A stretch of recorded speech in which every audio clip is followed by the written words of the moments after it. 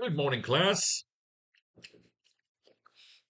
Brought to you by the new Faro's Lounge Kickstarter. Let's write some comic books. This is the third volume in our sequel, The AracKnight Returns, to our best-selling novel. I love when they say best-selling. Best-selling in what realm?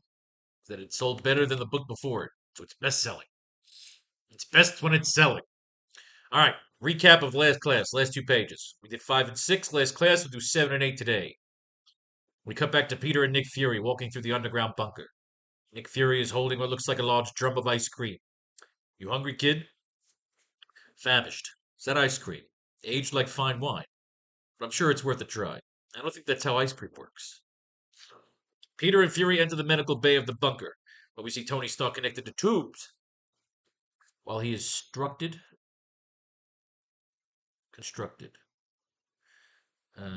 posed, positioned. He is positioned. Why is it constructed?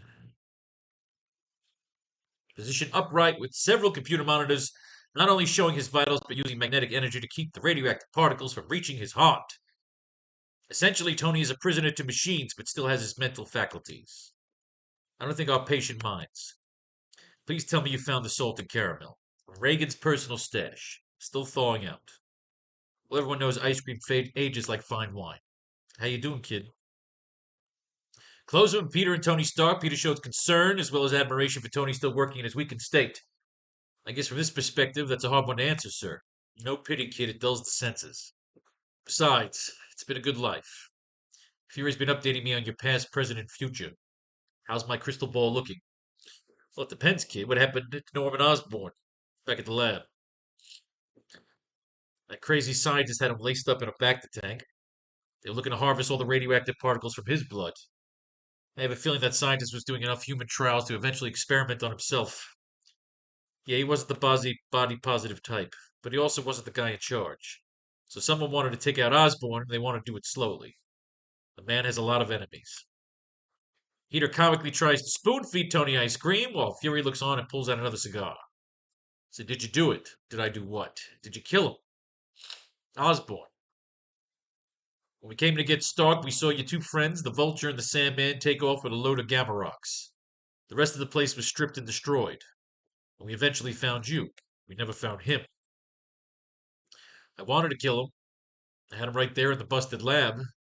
One pull of the plug and he drowns in that tank. Tony Stark comically uses his teeth to grab the ice cream tub away from Peter, frustrated that he is serving so slow while talking to Fury. I like that. It's cute. So why didn't you do it? No law down here, no governing body, no crooked mayor. Why didn't you do it? Something stopped me. I kept saying it was a knight's code. But another part tells me it's vengeance. Life for a life. But then I remember how the piece of shit saved me from that same vulture and Sandman. That's what stopped me from avenging my parents. I even told myself that letting him live, exiling him from Empire City, and letting him run out his days in a constant shell of his own failure. For a man like Osborn, mediocrity is a fate worse than death. You don't need that comma there. For a man like Osborn, mediocrity is a fate worse than death. For a man like Osborn, mediocrity is a fate worse than death. Stark hands the ice cream drum over to Peter. Well, Fury, I'd say he passed the test. You have a code. That's important. Honor and commitment are what we need to rebuild this country. But first, I need a favor. Peter takes a long scoop of ice cream while Fury lights a cigar for Stark. Not a long scoop, a huge scoop. A large scoop of ice cream while Fury lights a cigar for Stark. Stark gestures over to one of the monitors that shows a scan of his heart, which shows particles avoiding the chambers due to a magnetic adhesion machine. My heart is broken, kid. What experimentation they did back in what experimentation they did back at that mine, one of the side effects of being around all those workers. This adhesion tech I came up with keeps the radioactive particles in solid form. But I can't get in there and extract the particles. I can only constantly keep them away from entering my heart and brain during each rotation around my body. Let's just say the ice cream has been acting as a necessary deterrent and a motivation to stay alive. Well, that and Agent Clever, of course. Well, I'm here. What can I do, Mr. Stark? Fury goes to grab the ice cream for Peter, while Stark lays out the truth for Peter. While Stark lays out the truth. Got 4 pages. Lays out the truth. Doesn't goes to grab. Fury grabs. It's not a what, kid. It's a who. Yep. It's not a what, kid. It's a who. Let's just say there's one man on this planet that can successfully do it. But he's the only one who's ever done it, because he's the only one who's ever done it. Known as a master of nanotechnology. And a first-class maniac, like most geniuses are. And by the sound of your heart palpitations, Peter, I know you already know the answer. Dr. O. Dr. O. Let me take that before it melts. We cut back to Dr. O at Oscorp Tower being outfitted for battle by his 3 scientist minions as they add a metallic rhino-like ramrod to the front of the lizard's head strap. The lizard is being outfitted for a battle like a Targaryen dragon. I like that. You're asking me to recruit a man who tried to kill me, who's not even a man anymore. I was trapped in Osborn's lab. I saw him, or it. There's nothing left of him but a living brain. That's the only part I require. If someone like Dr. O is able to keep himself alive in that impossible physical state, then he is the man to save Stark. Or at least we can scan his mind for how. We see Peter entering a weapons room with Nick Fury like how James Bond would get gadgets from Q Branch. Since I'm the only one that knows where the lab is, precisely. But you're not leaving empty. Mr. Stark took the liberty of setting you up. We see Dr. O back at Oscorp Tower being outfitted for battle by his 3 scientist minions. The lizard sits calmly, like a dragon waiting to feed, while the scientists outfit Dr. O's brain cage with tentacles made from makeshift Oscorp tech they scavenged. What do you have for me? A containment unit large enough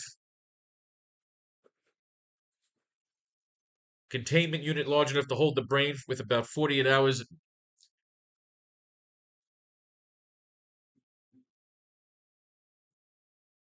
That's 2 run-on sense here. A containment unit large enough to hold the brain with about 48 hours worth of fluid and nourishment. Worth? Do we need to have worth? 48 hours of fluid and nourishment, not worth. Containment unit large enough to hold the brain with about 48 hours worth of fluid and nourishment.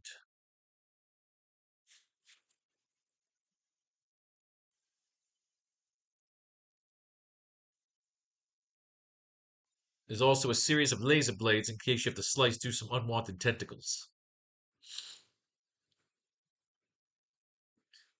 A containment unit large enough to hold the brain with about 48 hours of fluid and nourishment. There's also a series of laser blades in case you have to slice through some unwanted tentacles. We see Peter suiting up for battle. In a series of shots through the other panels, we see him slipping on his black bodysuit. No Fury. No Fury. What I mean is, what do you have for me? Like, come on, what do you got for me? Gadgets. We see Peter.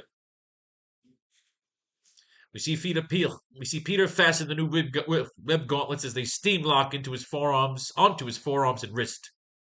New web shooters, built to control consistently and range with thickness. New web shooters, built to control consistently and range and thickness. Also locks onto your wrist and will eventually use bodily fluids once you run out of web juice. There should be enough here to load 1 cartridge each. You did this? Stark built that between the key lime and the rocky road. We see Peter grab his new mask with both hands like he's putting his real face back on for the first time. Fury catches the nervous, somber look in Peter's face. Hey kid, you sure about this? The only reason we're asking you to do this is because you let Osborn live. So obviously there's more to you. However, this one may get personal. No, I'm ready. I'm ready to go home. We see the lizard and Dr. O mounted and ready to crawl down the tower like a monster entering the arena of battle. Effects of lightning strikes around them, giving that extra flair of monstrous nighttime aura. Peter enters a chamber with Fury, where we see Edge and Clem waiting next to the Shield air cruiser, a gold hovercar straight out of the 70s spy thrillers and comics. When do we leave?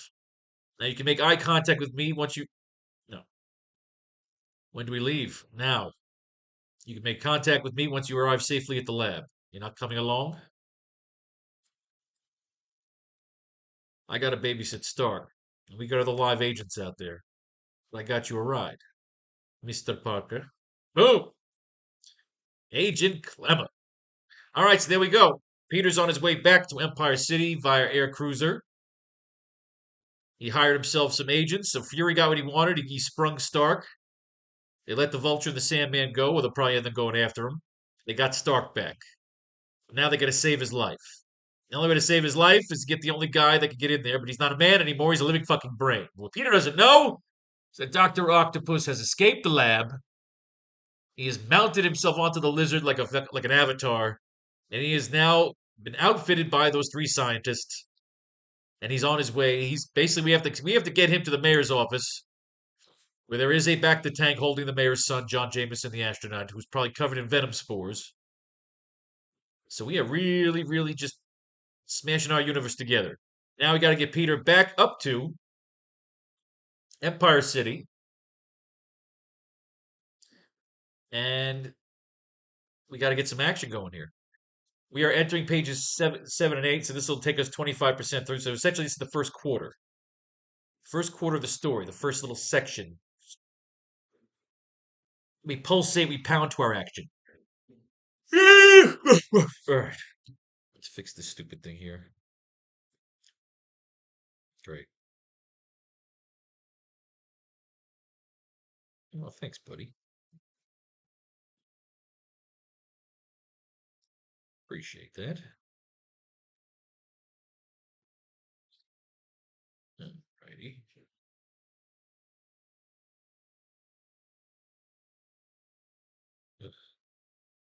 Spam, spam, spam, spam, spammity spam.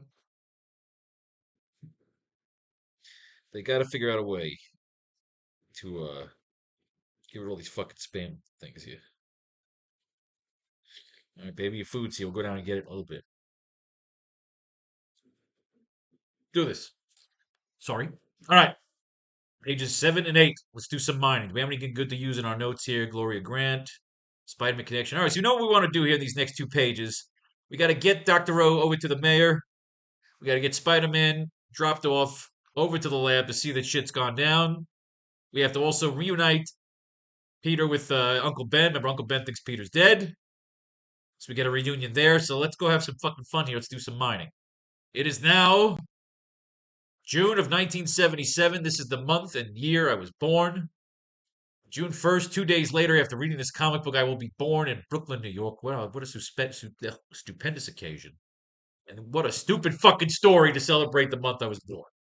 Peter, fucking Jonah Jameson, trying to blackmail Peter with photos that he took of him 19 issues ago, disposing of a fucking clone. Oh, we know this issue is going to suck. But remember, sometimes we can mine just one little thing, a shitty issue, and it helps move our story along. That is why we mine. That is why we mine what we mine out of this one. Again, we know what we want to do. We know where we want to get our characters on the chessboard. Let's just make it interesting. Peter's on his way up in a big giant car. He just got in the car with Dr. Clemmer. We know Dr. O is on his way over to Mayor's headquarters. He's got a big giant fucking lizard. How powerful is this lizard? Is he bulletproof? Is he just swamping through fucking cops? It can't be that easy. We can't just make it he barrels through a shitload of cops. Now remember, Jameson just purged the city of all the superheroes and supervillains. He sent all the D-listers after Spider-Man and Green Goblin and Vulture and Sandman. He helped orchestrate that little showdown. The spider signal shining in the sky. It was wonderful in our last issue. So remember, there is no one to protect him right now. And we have to make sure that Dr. O says that. There is no one to protect you. And the irony, of course, that he is the one that eliminated Spider-Man. Now we have Jonah in this issue. So maybe we have Jonah over at the mayor's office. Let's see how we open up this story. Hole in my boot. He stubs his foot. The cops are after him. So now we know we got the lizard going after some cops. That's right, Ace. Yell at them. That should embarrass them back into bringing your buggy back. Somebody stole the cop car. Spider-Man stops them with a street lamp. They're going to shoot at him. Everybody's shooting at fucking poor Spider-Man. Try to run me down like some pedestrian. You know what? I have to get some water. I'm going to play my commercial for you while I get water. Enjoy this real quick. Hey boys, we're here today to talk about Arachnophoria. It's the newest Kickstarter art book from Faro's Lounge. The only publisher who makes coffee table books, fit for a true galactic warlord. With 10 variant covers, ranging from sexy safe to OMG. Nobody captures obsession like Faro's Lounge. And for this Kickstarter, you have a choice of interiors. There's the traditional covers and commissions. And then there's the Skynet version, which is 32 versions of us. And even more of us when we hit the stretch goal. Sandman. Faro's Lounge, because your comics are fucking boring. So pledge your allegiance on the new Kickstarter. We'll be waiting. Yes, we will. All right. They're shooting at Spider-Man. He smacks a bunch of guys' heads together. We've done this before with the smacking the heads together, gives the guns back. You jailbirds have all their wing clipped. Hey, Sarge, we can't just let him get away. There's a warrant out on Spider-Man, isn't there? Sure there is, Bonnie. Elsewhere in the Empire State University laboratory, occupied by the lovely Marla Madison. All right, we got Marla Madison in here. Can we use Marla Madison? Would you mind getting me that grapple claw? So now Marla Madison, we can introduce her into the scene. She's coming here to help with the sun. She could be an astronomer, whatever the fuck she is. Occupied by the lovely Marla Madison. The havoc this mechanical monstrosity did on that skating rink. All right, remember, so last time this fucking stupid turns vigilante. Yesterday, did you see the Daily Globe? All right, so Daily Globe is going to be driving Jameson out of business. They're making fun of him because the Spider Slayer smashed up the fucking skating rink. Well, I see you later, Martin, if you wish.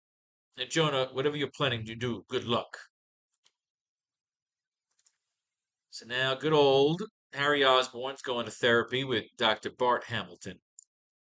Liz Allen, the lady he's going to marry, everybody's happy. The little side stories, everybody's having a good fucking time. But Dr. Bart's getting a little obsessed, and he wants to be the Green Goblin.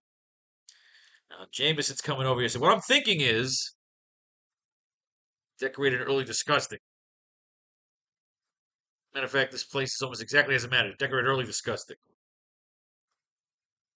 I have my reasons, very good reasons. I'm here simply. I'm here to reveal the imposter you are. What are you trying to do? He says he knows he's Spider-Man. And I've got proof. Spider-Man. All right, so we need here now. Marla Madison could be coming in. Let's connect Marla Madison to good old John Jameson that's in that fucking tank. Because remember, the lizard's going after this tank right now, which is in a secret lab in the mayor's office.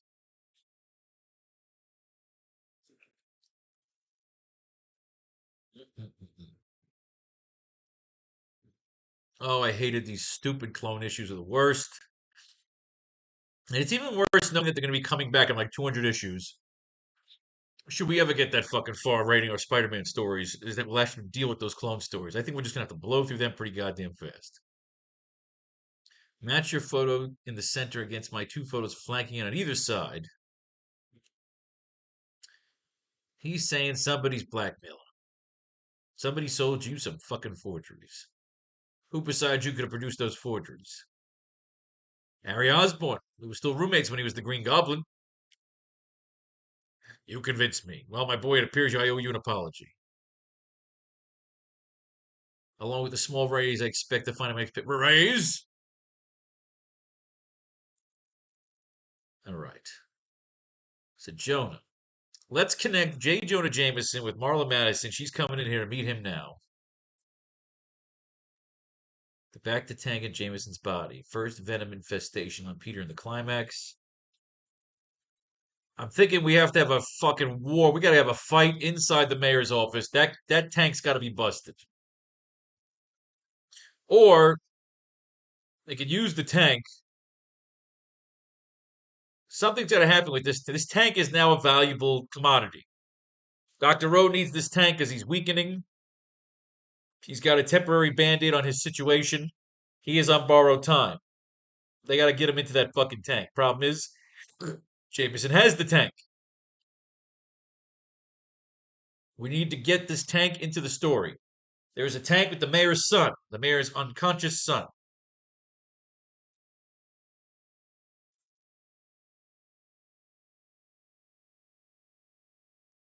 Dr. Madison? Where would Dr. Madison be from?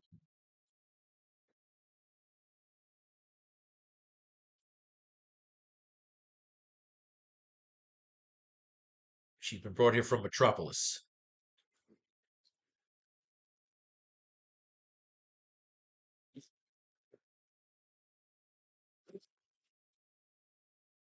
Now, in my kind of storylines, Metropolis is kind of Canada.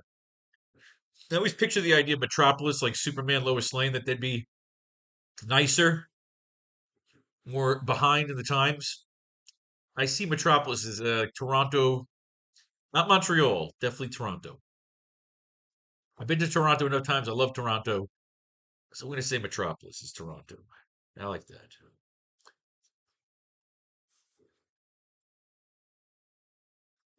All right.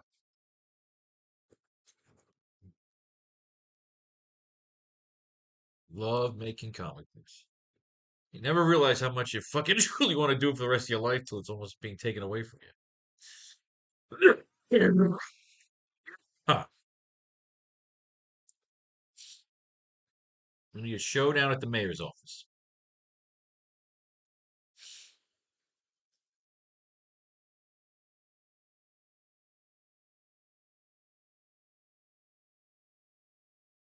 Uh,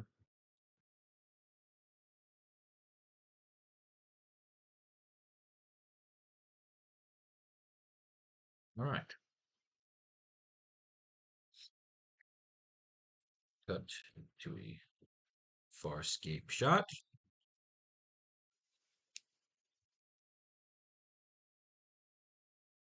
Farscape's not a word. A Farscape shot.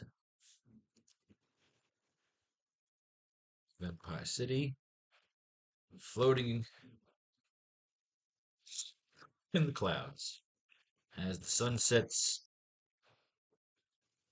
over the horizon, leading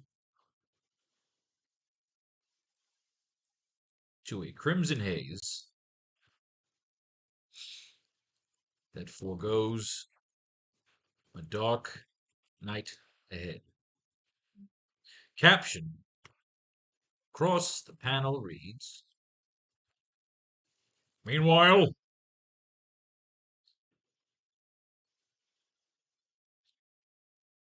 back in Empire City,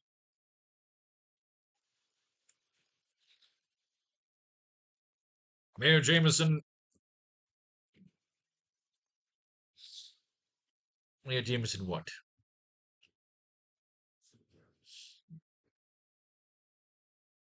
We cut to a farscape shop of Empire City floating in the clouds as the sun sets over the horizon, leading to a crimson haze that foregoes a dark night ahead. Caption across the panel reads, Meanwhile, back in the Empire City, Mayor Jameson.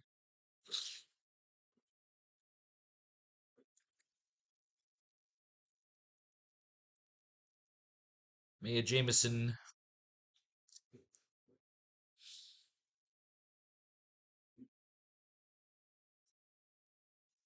Back in Empire City, at the halls, at the halls of the mayor, at the halls of justice. No. Meanwhile, back in Empire City,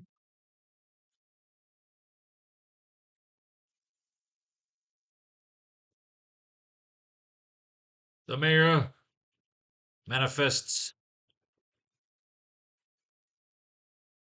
Manifests what? His destiny. Yeah, because now the bad guys in the comedies, I know where to save him. I like that. Meanwhile, back in the Empire City, back in the, back in the Empire City, the mayor manifests his destiny. I like that. That's cute. Closing into the office of Mayor Jameson.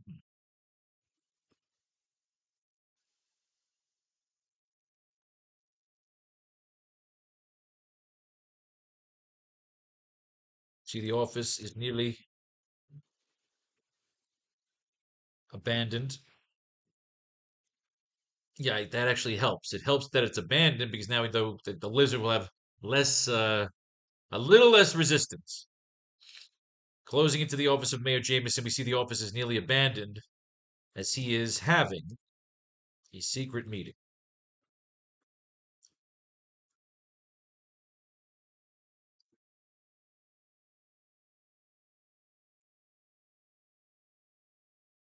with only a handful of guards available.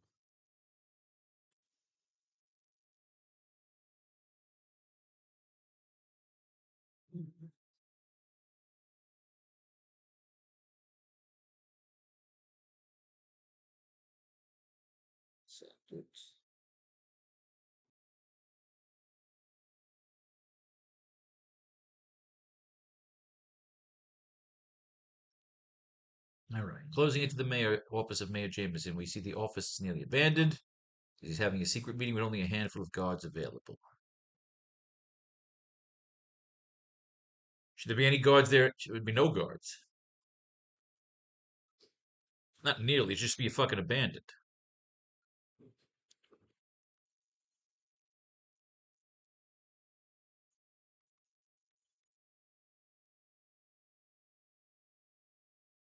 The office is abandoned. Closing into the office of Mayor Jameson, we see the office is abandoned as he is about to have a secret meeting. I mean, would it be completely abandoned? Or would he have like fucking two guards with him? You know what? Just have him there by himself, and there could be a guard in the fucking hallways. A guard could come in and say, "We got incoming," you know? Closing into the office of Mayor Jameson, we see the office is abandoned as he is about to have a secret meeting. He is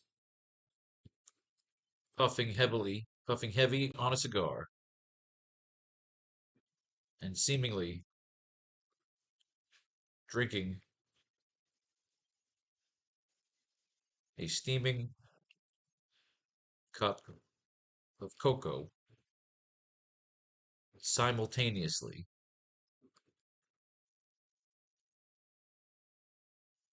for a little comical Kramer like effect. Showcase that he is nervous about this meeting. All right, let's line up the art first, and we can line up the script. Kramer-like effect. Like, remember Kramer on Seinfeld? He smoked the cigarette and drank the beer at the same time. That's what I'm gonna do.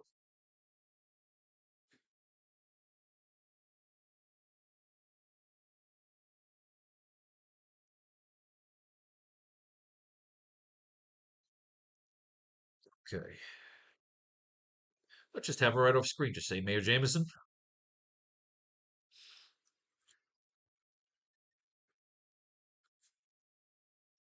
or Madison.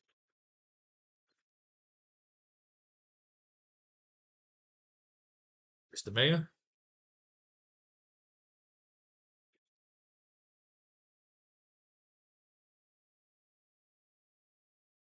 the Mayor Jameson.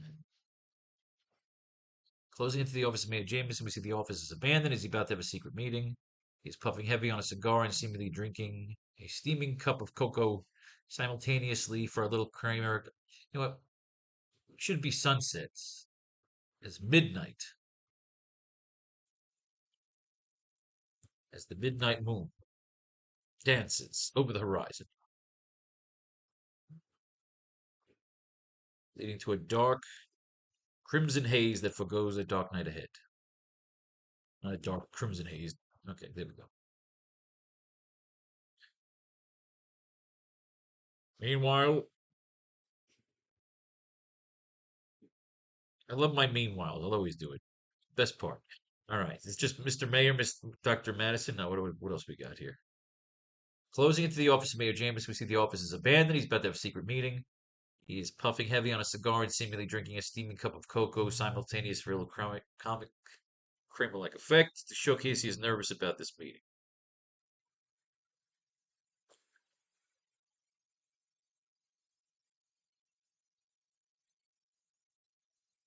Dr. Madison.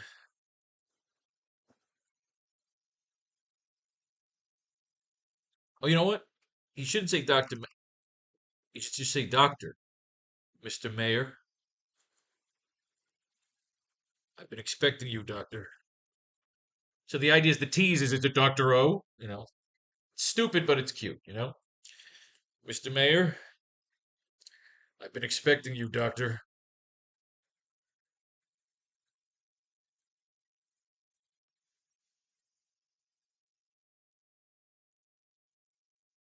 Now, who do we cast as Dr. Marla Madison? We can't do Susan Sarandon because she's a Nazi. Somebody sexy, somebody maybe Spider-Man get involved with, like a Holly Goodhead, another Bond girl. See a close-up shot of Dr. Marla as sexy older Bond girl type, brunette, like Holly Goodhead from Moonraker. There we go.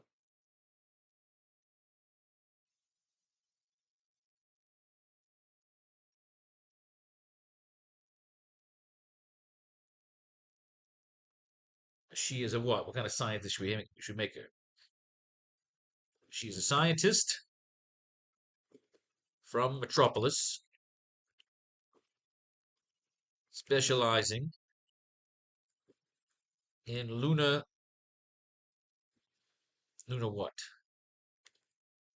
Emerging lunar technology. I've been expecting you, Doctor.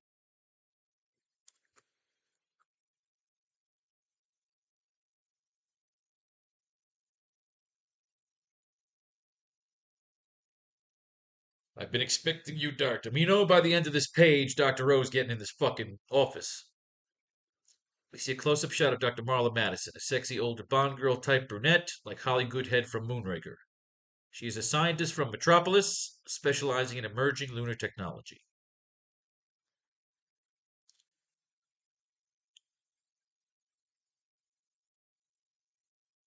I've been expecting you, Doctor. He turns, we see Marla Madison, older Bond girl type brunette, like Holly Goodhead from Moonraker. I like Holly Goodhead from Moonraker. She's a scientist from Metropolis specializing in emerging lunar technology.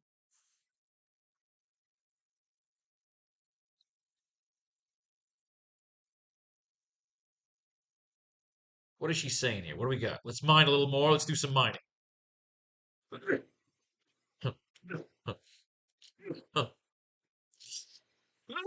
Okay, they're watching him. Vera Valiant.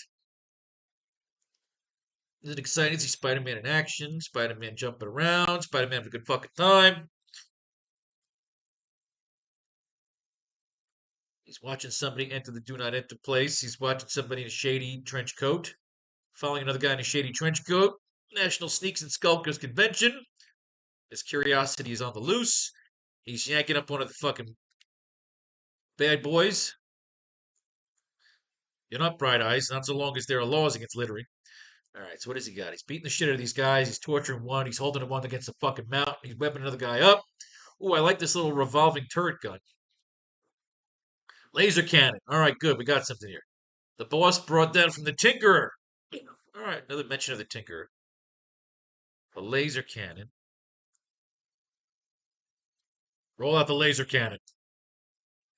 He'll come in with the smashed laser cannon.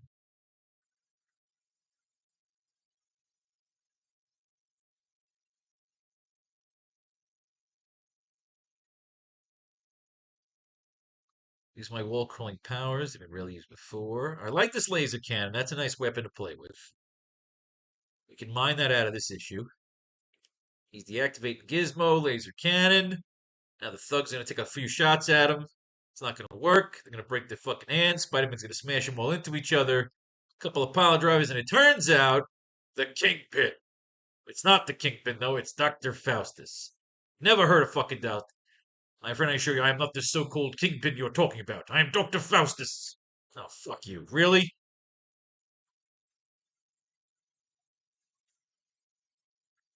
I am Dr. Faustus. Ay, ay, ay. Ah, they brought back the spider's web. Look at that shit. Marla Madison. Perfect Bond girl name.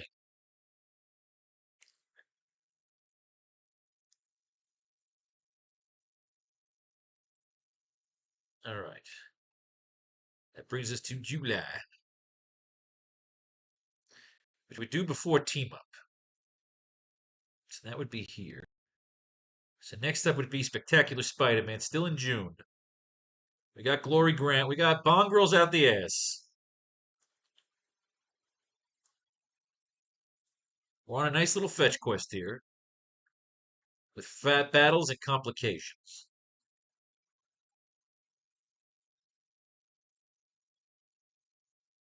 All right.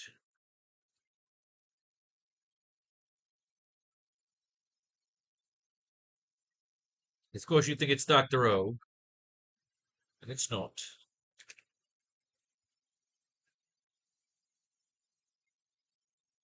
Marla Madison.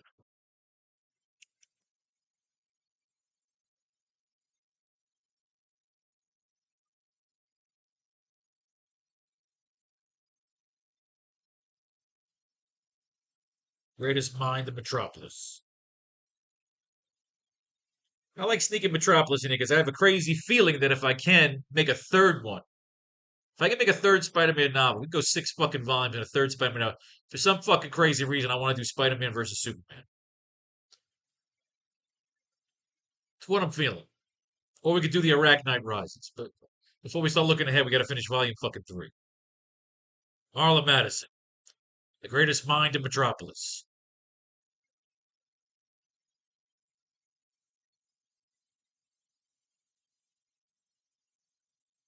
Specializing in emerging lunar tech and biology.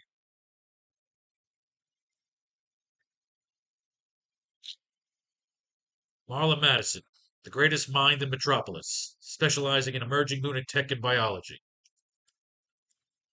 The only woman, the only woman who can save my ass.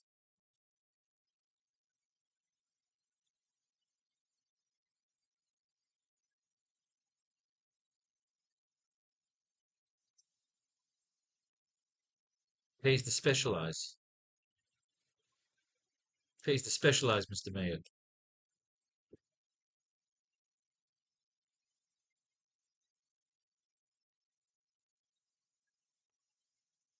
Call me Jay. Jay. Call me Joe. Jay. Let's make him a little flustered. She is hot.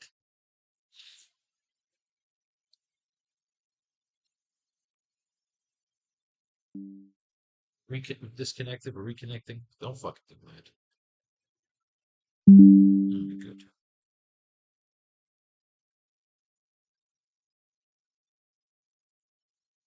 Fury called me in. Not Siri. No, we're not calling the vet. What the fuck told you to call the vet, you stupid ass? Get out of here. Why is Siri calling my veterinarian? Ay, ay, ay. Fury called me in. Marla Madison, the greatest mind in Metropolis, specializing in emerging lunar tech and biology, and the only woman who could save my ass. Pays to specialize, Mr. Mayor. Call me Joe. Jay.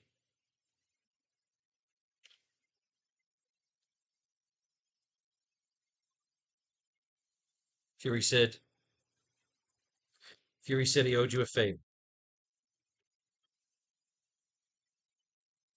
Where's the patient? Boom. Where's the patient? Marla Madison, the greatest mind in Metropolis, specializing in emerging lunar tech and biology. The only woman who could save my ass. It pays to specialize, Mr. Mayor. Call me Joe. Jay. Jay. Fury said he owed you a favor. Where's the patient? Boom. Oh, we're having fun. Sexy older fucking Bond girl coming in. Lunar scientist. Why not? Who gives a fuck? She's building fucking spider slayers in the issue we just read. She can't be a fucking moon scientist. Moon bitch.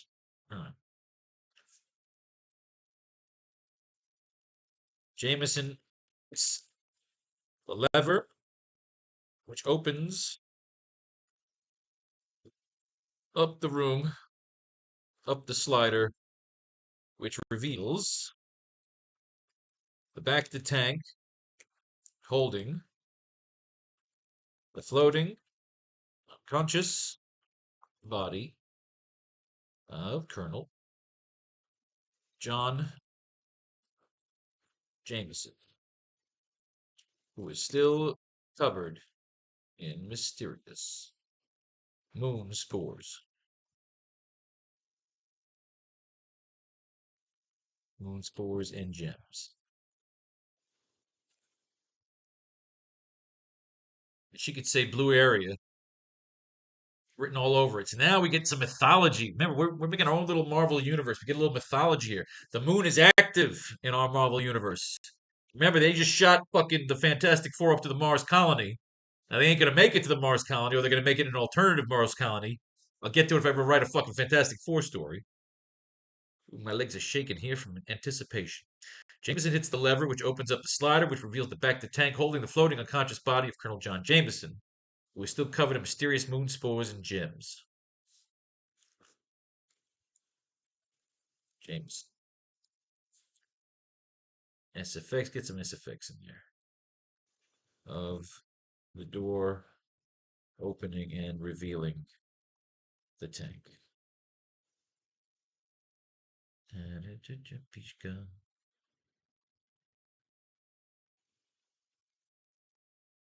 All his vitals are normal.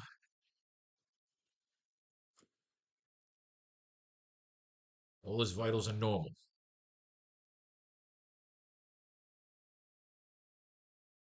All his vitals are normal.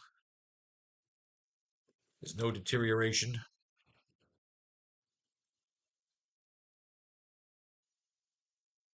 Look at him. Muscles are firm. The brain's still active. He's upset, but he's proud. The idea is that you're not just gonna say he's all right. The idea is like, look at my son. Look how fucking tough and hot he is. All his vitals are normal, better than normal. He's bragging. He'd be bragging about his son. We got to capture Jameson. All his vitals are normal, better than normal even. There's no deterioration. No deterioration. Look at him. Muscles are firm. The brain is still active.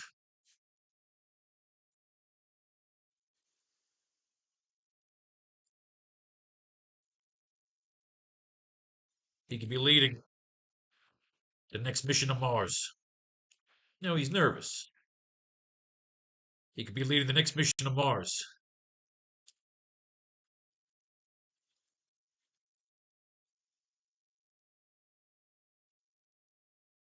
But he's got to wake up.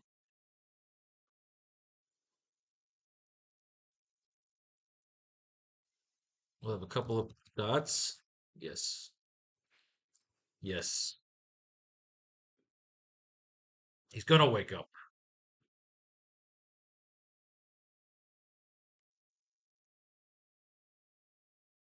He's going to wake up. That's why you're here.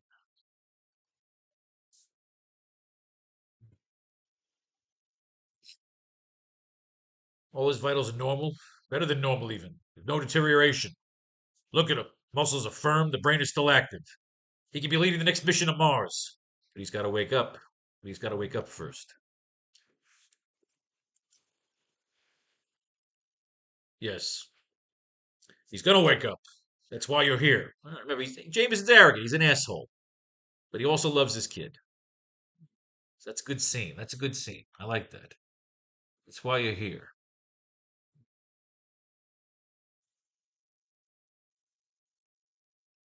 See Marla pull out a sensor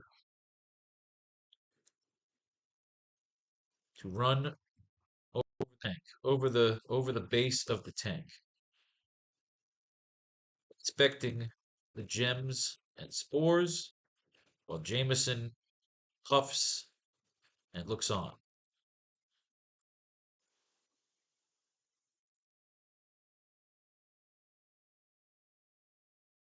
I love this.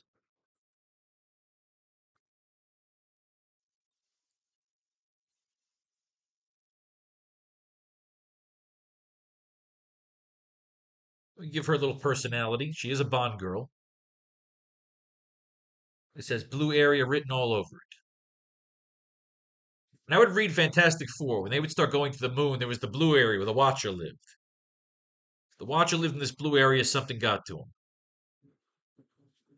You see Marla pull out a sensor to run over the base of the tank, inspecting the gems and spores while Jameson puffs and looks on. What is she saying? Do you want to do a little mining first? We do a little mining to finish this page? I like mining.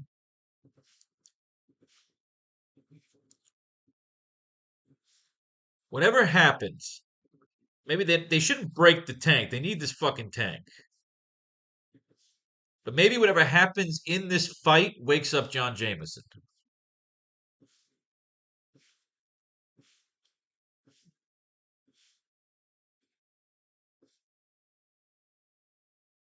The spores, the spores can. Oh, we're playing around here. Okay, I'm pretty much writing these pages right. Okay, so they can't fight yet. Peter's just getting dropped the fuck off.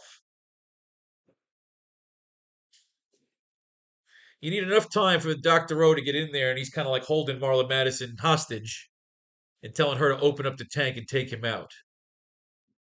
Yes, yes, okay. Let's get here. Let's get here. We see Marla pull out a sensor to run over the base of the tank, inspecting the gems and spores while Jameson puffs and looks on.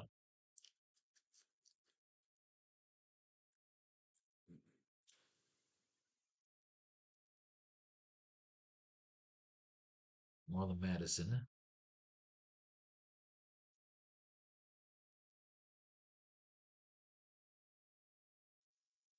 Gems. I always knew it. This has this has the blue area written all over it. Blue area. Get a little mythology. We get to have some mythology. As a matter of fact,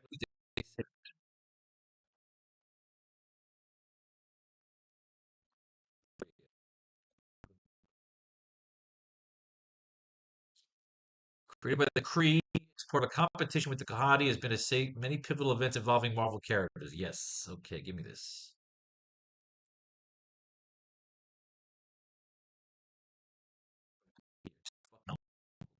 Fantastic.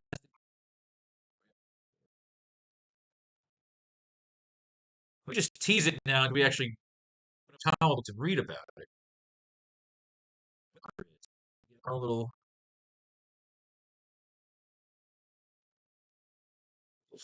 All right, fuck it. I'm gonna read all this shit. We bring our own little mythology in here. This has the blue area written all over it. Blue area.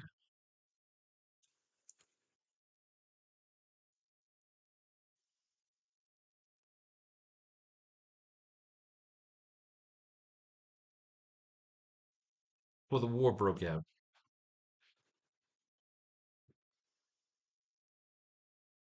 Before the war broke out. Now, I don't have a mention of the war here. Jameson could take a little guilt for the war. He made a lot of money off that war. And a lot of people died. Ironic, isn't it? Well, you guys stayed out of it. It wasn't Metropolis's. Wasn't a war for Metropolis. I like that. We'll have a little go between here. This is how we write. This is how we love.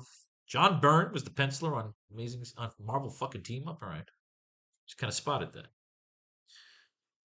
Blue area when they were mining for moon bases.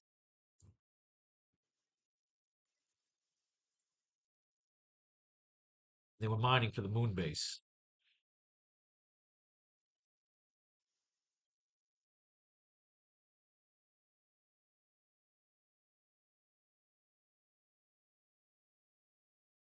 They were mining for the moon base.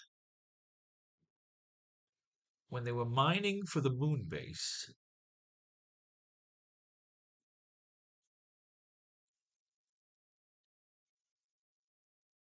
there were several reports.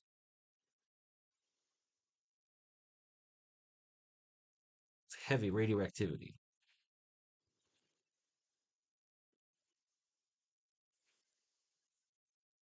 All centered and attracted area of the moon. When they were mining for the moon base, they picked up several reports of heavy radioactivity, all centered and attracted to one specific area of the moon. Would you say of the moon? She's talking about the one specific area.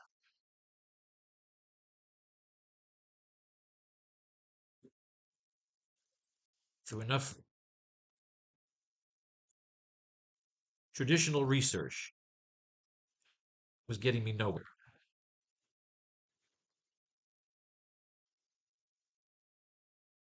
Traditional research was getting me nowhere. So I started thinking, so I started looking outside the box.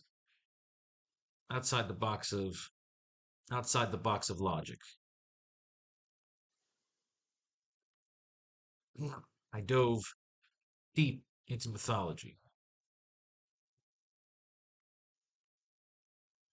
You mean the and Jameson will say, let's get some fun scene here. This is gonna be a nice big panel here where it's just running down the tank and they're talking. We get our little Game of Thrones fucking inventing lore here. I dove deep into mythology.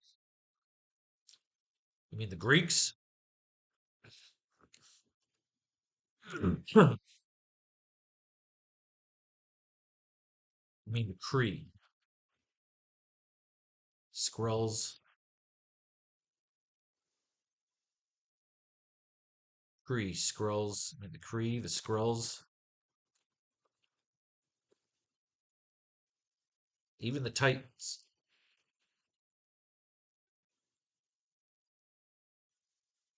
Aliens. She will say, funny. That was the same reaction. That was the same reaction I got from my superiors. All right, so we can't have too much back and forth because then your bubbles are smashing into each other. Let's jump one panel here. Now he's intrigued. Funny. That was the same reaction I got from my superiors. Intrigued by her, we see Jameson go over to pour her a steaming cup of hot steaming of cocoa.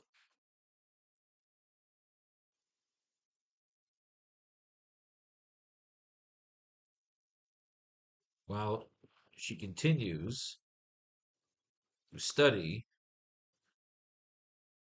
John's body with fascination.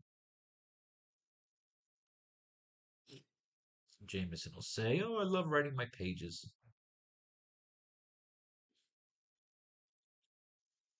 Sorry. Oh, God, it disconnects. Force of habit in my profession. What did you find in your studies?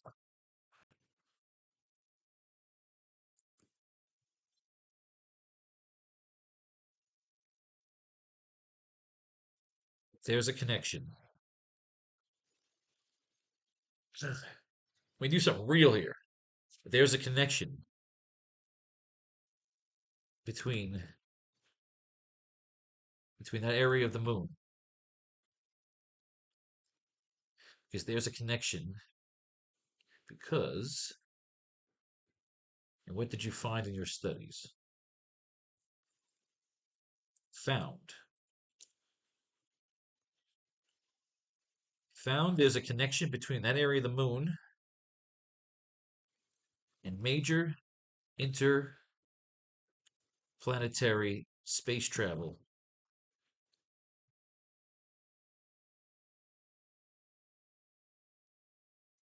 I found there's a connection between that area of the moon and major interplanet. Found that. Okay. Sorry. Force of habit in my profession. What did you find in your studies? I found there's a connection between that area of the moon, between the blue area of the moon.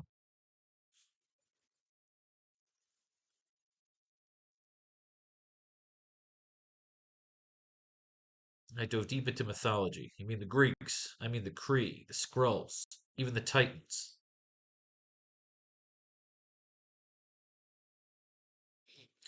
The Titans is the Greeks. I don't think he would have that same reaction.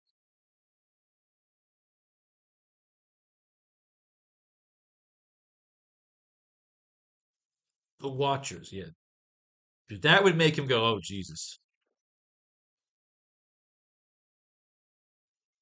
I mean the Kree, the Skrulls, the Watcher. The Watchers? I mean the Kree, the Skrulls, the Watchers. Are you familiar? Are you familiar? Aliens. Funny, that was the same reaction I got from my superiors. Sorry, force of habit of my profession. What did you find in your studies? I found there's a connection between the blue area of the moon and major interplanetary space travel.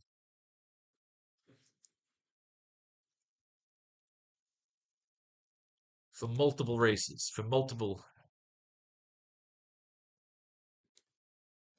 species, even gods, or would-be gods. I'm saying the blue area. I'm saying the blue area serves as a portal, something that can probably change the course of mankind. Something that could probably change the course of mankind, if I'm right.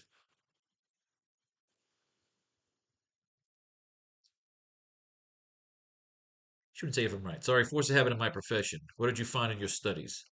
I found there's a connection between the blue area of the moon and major interplanetary space travel for multiple species, even gods, or would-be gods. I'm saying the blue area serves as a portal, something that could probably change the course of mankind.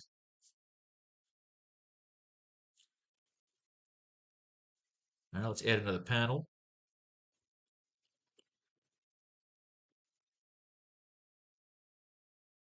Definitely smitten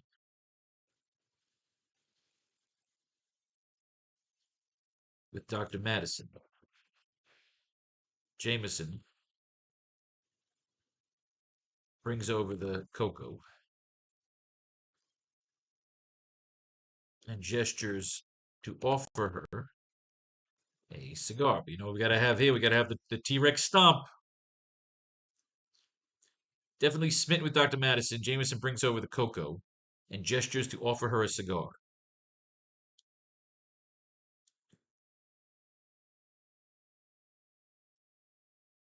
The idea is they can open that tank. They can open that fucking tank.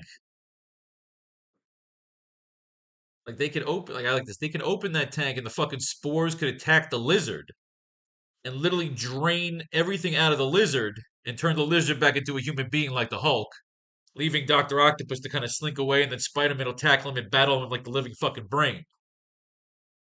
All right, I'm liking this. Definitely smitten with Dr. Madison. Jameson brings over the cocoa and gestures to offer her a cigar.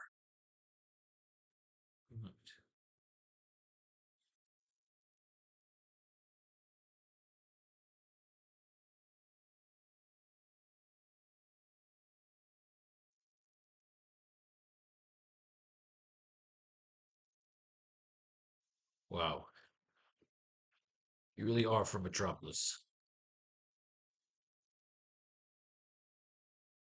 You really are from Metropolis.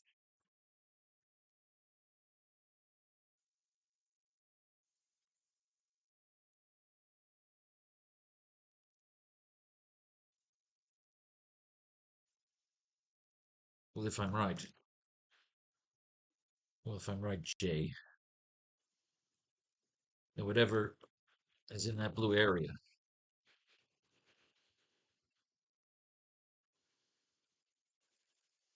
Well, if I'm right, Jay, then I believe your son.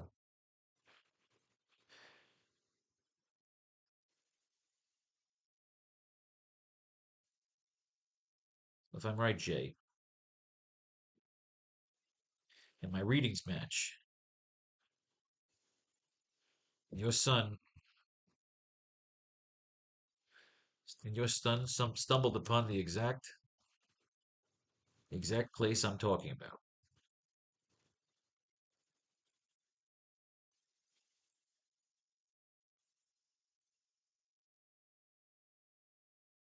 Well, if I'm right, Jay, and my readings match, then your son stumbled upon the exact place I'm talking about. And he either saw something he shouldn't have, and he either saw something he shouldn't, or he stepped in a trap. The idea is, what if they're the trap?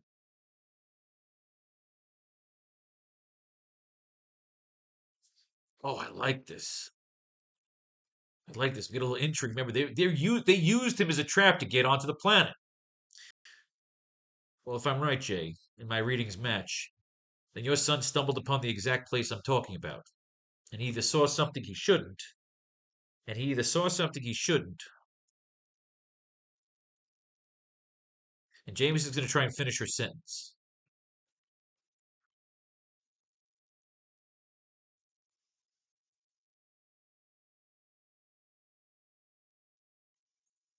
She accepts the cocoa and smiles at him flirtatiously. Why not?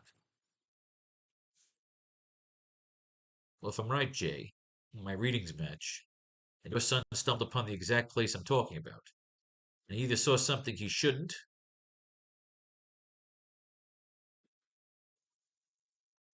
or he stepped in a trap.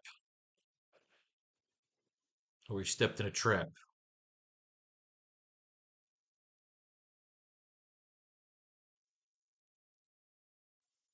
Son was always inquisitive. He was always inquisitive. He was, he is, he is inquisitive, like me. He was, he is inquisitive, like me.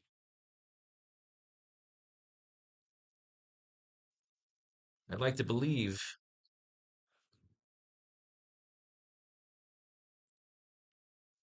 well, if your theory is correct, well, if your theory is correct and it was a trap, it was a trap,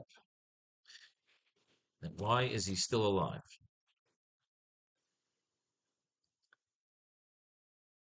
And I get a feeling, well, if your theory is correct and it was a trap, then why is he still alive? And I get an eerie feeling that whatever is attached to your son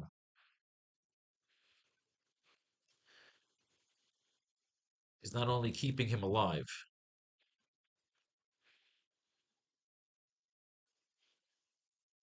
but it's hitching a ride. Oh, she knows it. She's brilliant. Well, if your theory is correct and it was a trap, then why is he still alive? And I get an eerie feeling, and I get an eerie feeling, and I get an eerie feeling that whatever is attached to your son is not only keeping him alive, but it's hitching a ride. It's a symbiote. That whatever is attached to your son is not only keeping him alive, but it's hitching a ride. It's hitching a ride. Oh, I love the fucking line.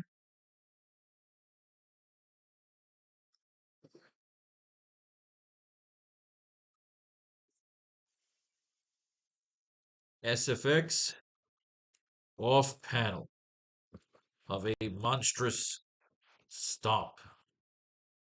Once again, like the T-Rex in Jurassic Park. Ooh.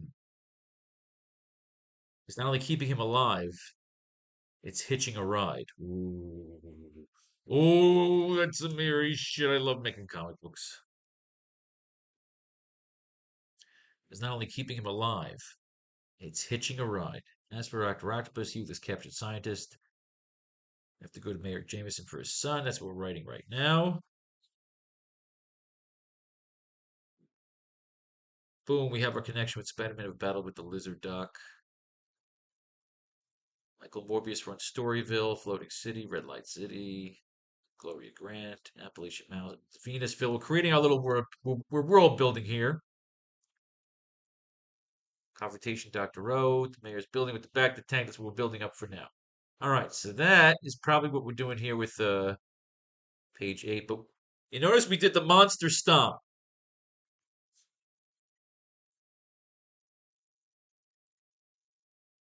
So then we need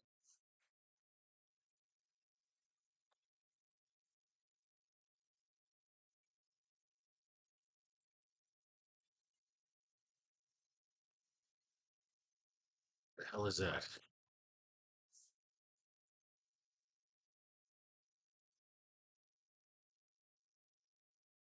SFX off panel of monstrous stomp. Once again, like the T-Rex Jurassic Park. It could be like, what do you mean hit? What the hell is that? There it is. You know the monster is coming. All right, so page 8, we got to reunite Peter and Uncle Ben.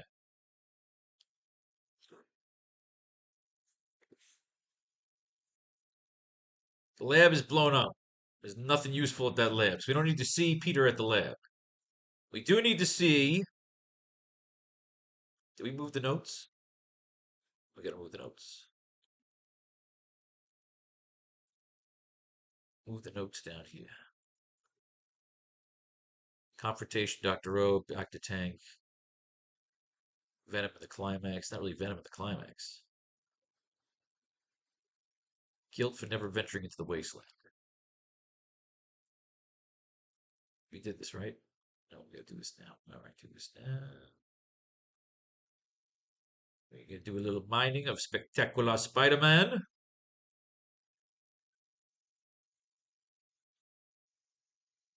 Ben can get him caught up.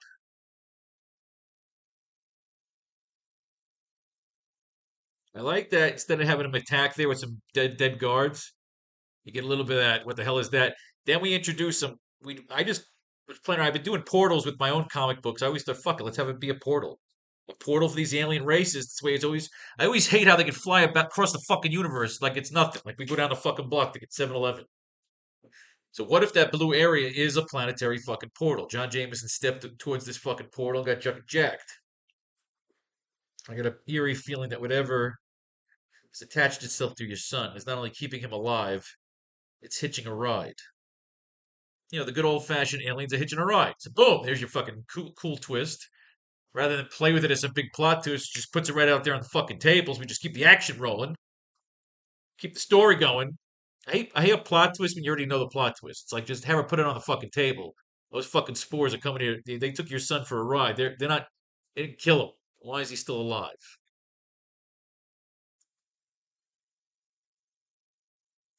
Saying if it was a trap, if he stepped into a trap, why is he still alive? Why wasn't he harvested? We're not here yet. We're in Spectacular. No, we already went here. Here we are. Spectacular Spider-Man. Spider-Man fears the worst when his web shooters are damaged. The predicament worsens. Glory Grant is caught in the crosshairs of a possessed Morbius. What will we get out of this issue besides Glory Grant? If we don't use it here, we use it later on. Remember, our goal, of course, is a 5-volume story. We did 4 volumes of the AracKnight. The AracKnight 4 is in production. The AracKnight 3 is finished. It'll be on Kickstarter soon. And this is the 3rd chapter of the sequel, the AracKnight Returns. I'd love to do another one, kids. This is fun. But we got to finish this one first. Stop worrying about the next one. It's a problem. We always worry about the next one. Next movie. Next movie. Peter Park was bitten. Okay, let's go. Certain social club, Manhattan's West Side. Antisocial turn. Crime boss Morgan. All right, this was the black dude, fucking Morgan, that was trying to get Peter killed, and now we got vampires involved. He was kidnapping all those people on the campuses. He kidnapped the fucking tarantula. Morgan's a fucking badass. I've been busy lately, so it took a while tracing things. The hitman. Oh, that's right. He was the one that hired the hitman to kill him. The hitman and tarantula did not get along. He spins the chair around, gets him dizzy, beats his ass, throws him to a bunch of fucking thugs. Okay, kids, it's been fun. Let's do it again real soon. Spider-Man's the Fonz, Laverne and Shirley. He's swinging around the city, finding him frozen during the snow. The street clothes. He's chilling in the streets. Everybody's looking at him weird. The kids pointing at him. People acting weird. And as darkness closes in on the city, that rain falls, but scarcely noticed by a tense, vigilant Flash Thompson. That restaurant guy lied to Pete and me. I'm gonna prove it once and for all. He's waiting for Shashan. Now again, another Bond girl. This could be our girl, our link to Madripoor. It's her, Shashan. And all we have stalking the rooftops, the vampire Morbius. Why force me to come here? I'm a bloodlusting monster. I want to drink your blood. Big, stupid fucking vampire. Yeah. All right, so the papers come out. He's got a better plan. He's going to attack the newspaper. And here we got Glory Grant, who reminds me of Roxy Carter from Live and Let Die with the short haircut and the sexy model with the big hoop earrings. So again, more Bond girls. We got Bond girls for future Spider-Man stories. If people are into the secretary, you got Betty Brant. We always like Betty Brant, maybe kind of a cool, sexy, hot Mad Men 60s vibe, 50s, whatever the fuck it was. All right, so Morbius is breaking in here. He's gonna bust in. He's gonna kidnap Gloria Grant. He wants a piece of action from Peter. She's gonna fight. I speak Spider-Man with me too many demons. Obviously, your newspaper follows his actions closely. If I stick you here and threaten to kill you, boom, right in the back of the fucking skull, in through a window, tables, ladders, and chairs. Here we go. Falls count anyway. Spider-Man fights Morbius.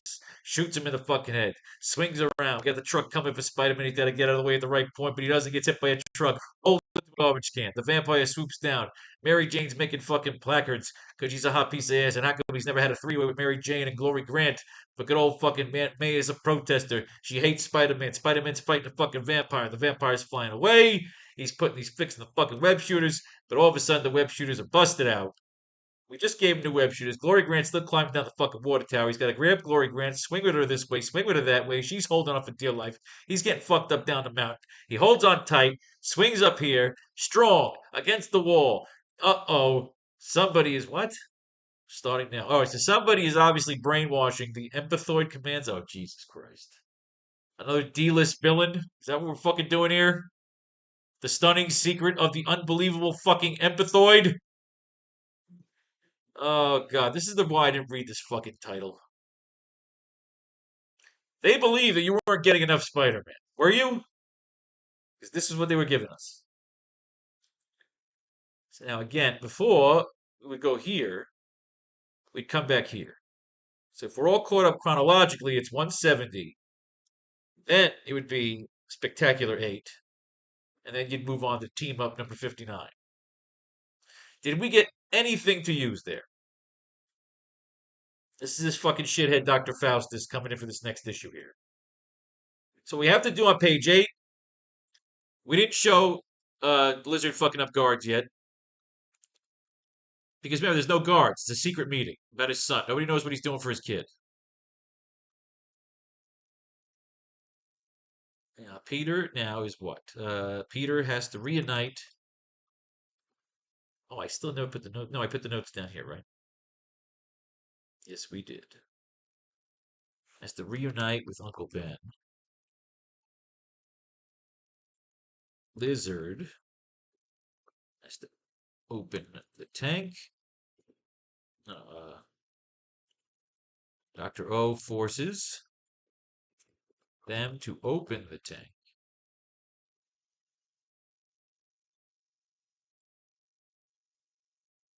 The spores will attach itself to the lizard and sap him, sap his reptilian, what? Reptilian, right? Reptile. No, fuck you. Thank you. Trans reptilian cells. Transforming him back into Kurt Connors. Kind of like the Hulk.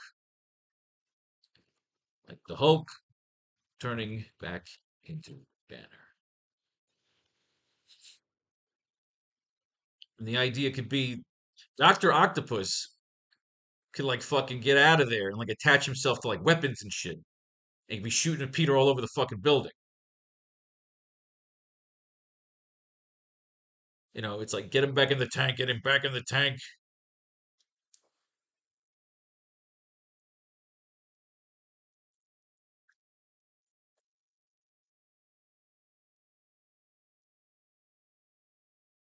The cells can attach themselves to Peter, maybe, if we want to go there. Dr. O forces them to open the tank. The spores will attach themselves to the lizard, sap his reptilian cells, transforming him back into Kirk Connors like the Hulk turning back into Banner. Okay. Dr. O will commandeer several weapons in his living brain state. Spider-Man, I have to save the day. All right. Will John Jameson live? Will he wake up now that the spores have come off his body?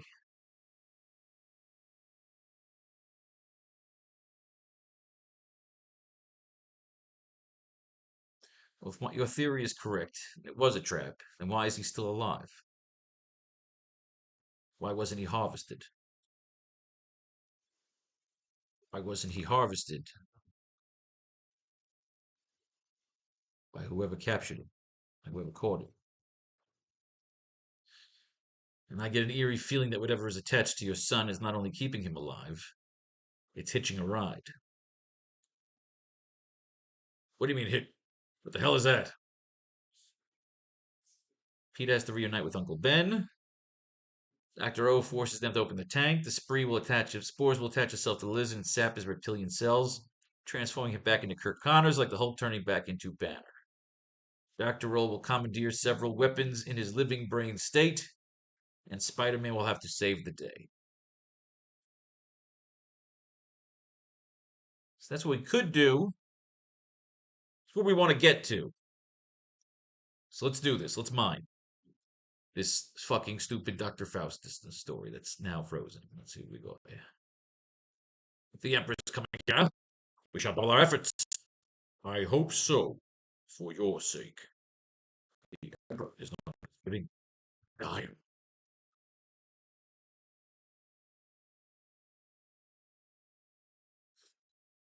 All right.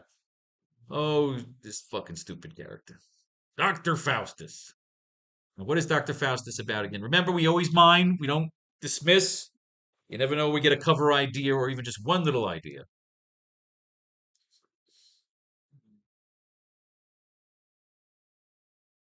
It's one of these nightmare guys. Madness is all the mind. Faustus. You're the guy trying to blackmail New York with a plane full of thugs. We all back. All right. Huh. Even as I seemingly plunged to my doom after my abortive battle with the cursed Captain America.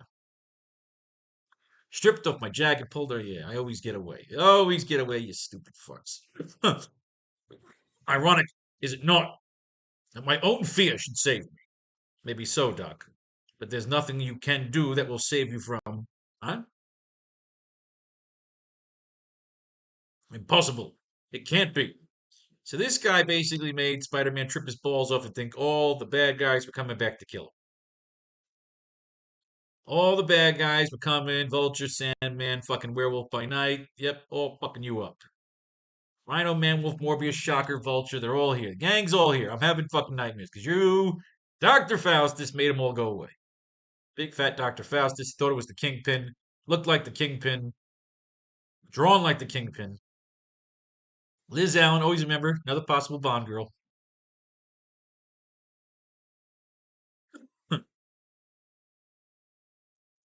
We got Mary Jane and Liz Allen doing some dress shopping. It's always sexy. I'm just along for the ride. Absolutely, the narcotic smoke from my specially prepared cigarette has put the web sleuth completely in my power. All right, so now he's brainwashed. They got him as part of the team. This laser cannon's back. I like this laser cannon. We're definitely. All right. Yes.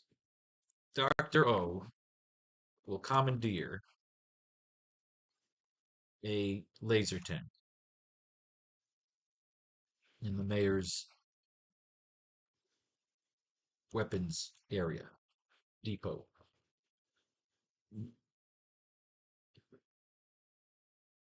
We like this laser cannon. He'd be blasting them away, you know? There, it's finished. We burst through without tripping any of the hidden security alarms. Then it is the next step is up to you, my wall-crawling ally. Just name it, Doc. Simply lead the way, my friend. All right, so Spider-Man is brainwashed. You know I can't stand the fucking brainwash storylines. So he's got to get him there past all the alarm codes. Everything's going off. What are they stealing? Are they stealing anything that we could use in our fucking story? One guy gets shot. Fuck him. Leave him where he is. He's a piece of shit. He fucked up. Spider-Man jumps around all the laser beams. Well, it's cut off. No key. Primitive moves. This chamber lies the means to world domination. Okay. From within that hermetically sealed chamber lies the means to world domination. Okay. What do we got? Now we're back here in Forest fucking Hills. Why are we back here in Forest Hills? Hate to use the cliche, but a little old lady and her family still live here. Parker, I think their name was. After the Parker woman's husband died, the place was just too large for her, and she finally and the nephew moved out. All right, who's buying this house? I'll take it. Of course, the best feature of the house is still, what'd you say, sir? I said I'll take it. Believe me, sir, you made a very wise choice. This house will bring you a great deal of joy. Yeah, I know. Now, why don't you go on ahead? I want to look over the neighborhood. I swore I returned to you someday. You've broken down old fire trap. Oh, so I remember they made this. Remember, they had they needed a reason why this guy was busting into that house to shoot Uncle Ben. And I think they had a backstory that there was some gangster that used to live in that house and help hid some treasure there. So the guy was going back for the treasure, and that's why he killed Uncle Ben. But if I remember correctly, that fucking burglar doesn't die until issue 200. So this fucker is going to be around for 30 issues. Well, holy Sheboygan, Wisconsin. Dr. Faustus break into a factory. What is this thing? That large container, the only supply of the new antelope flu vaccine that we've all been hearing so much. Oh, I hate COVID diseases we're doing now. Psychogenetic additive to the vaccine mixture. Indeed. Soon the millions of people that are injected with the altered flu vaccine shall be susceptible to my hypnotic control. America first in the world. Alright, I don't like hypnosis. It's just way too many plot holes with hypnosis. You get away with too much shit with hypnotizing characters and telekinetics and all that other crap. Don't like it. Don't love it. Don't want none of it. He beats the shit out of these fucking guys. Get out of here with your fucking mind control. And then Spider-Man gives up and realizes he doesn't want to be mind controlled. Same fucking story they do every time. Tell me this fat fucking idiot's dead. Hate when they recycle the same bullshit fucking story. Photon is another name for. Suck. It begins in Nova 12 on sale in just a few weeks as Spidey meets Marvel's newest superstar. Again, they had to give him the rub. And it concludes here next issue as Webhead and Bullethead try to solve the most baffling mystery of all. Remember, it's first Nova 12 Then back here for photon is another name for fuck your mother.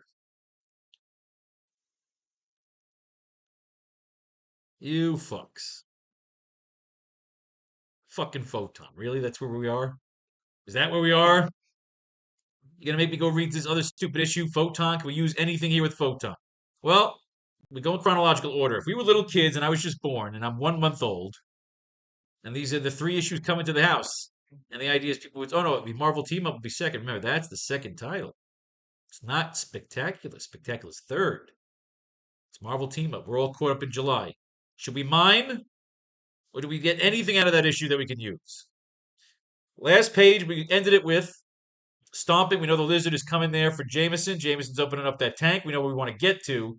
We got to get Spider-Man over there, but we need Dr. O to get enough time to pull him out of that fucking tank. Now, Dr. O can't talk once he loses the lizard, his avatar connection. And there could be guards coming in to get the box. Remember, Spider-Man's got a containment box. Peter has to reunite with Uncle Ben. Dr. O forces him. Let's get a quick scene between Peter and Uncle Ben. But Peter's got to say that regardless of how it ends here tonight, there's a lot of work that needs to be done down in the wastelands. It's too big for me, but I still got to do my part. There's so much to tell him. Peter has to reunite with Uncle Ben.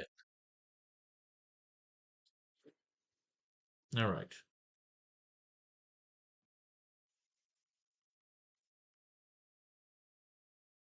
We cut to a nighttime shot of Peter's loft. It's the open bed canopy hovering over the cityscape.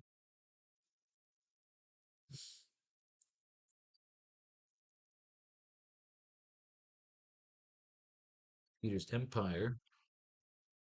There, he's got a little Bruce Wayne in him. Empire City Loft. Caption across the page reads, meanwhile,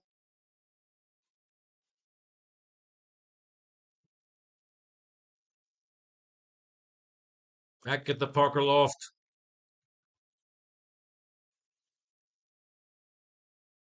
a lone figure continues to hold vigil. Meanwhile, back at the Parker Loft, a lone figure continues to hold vigil. I like that.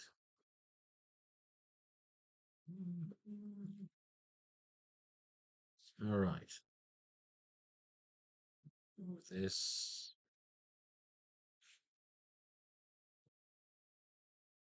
Do, do, do, do, do.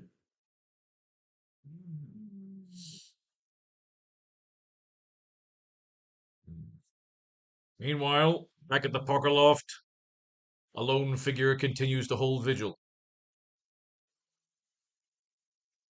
Cut to a shot of Uncle Ben sitting alone, watching the night go by.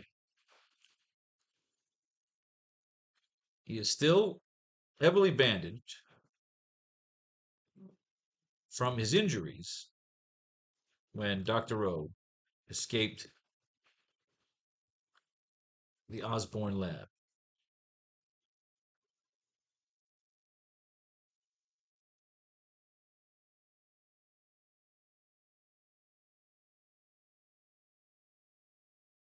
We cut to a shot of Uncle Ben sitting alone, watching the night go by. He's still heavily bandaged from his injuries when Dr. O escaped the Osborn lab. He is sipping. He's drinking a mug of steaming tea. You need a good opening like this. You look like shit.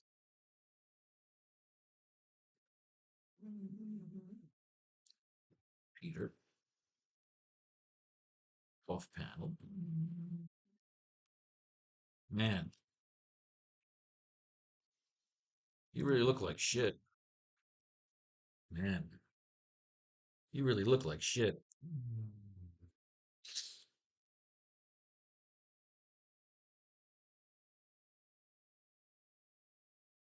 He's drinking a mug of steaming tea.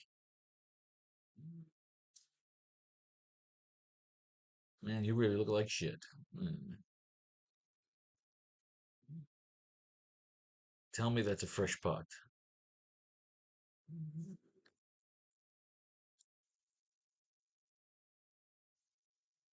Tell me, tell me that's a fresh pot. Uncle Ben will say,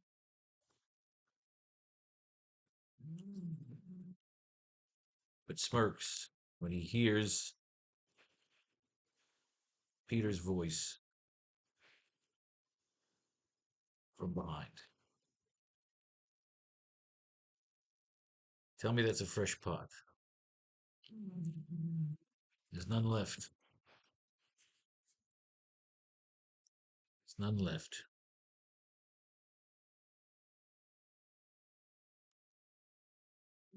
Right? Just a good, quick, emotional. You got to get the hug in there. You don't need any. Make you get a good to see you, old friend. I like that. Tell me that's a fresh pot. There's none left. We get that emotional, heartfelt shot of Peter and Uncle Ben hugging like Indiana Jones and his father in The Last Crusade.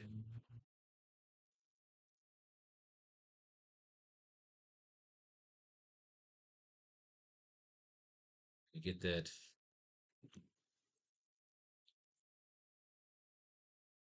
Thought I lost you, boy.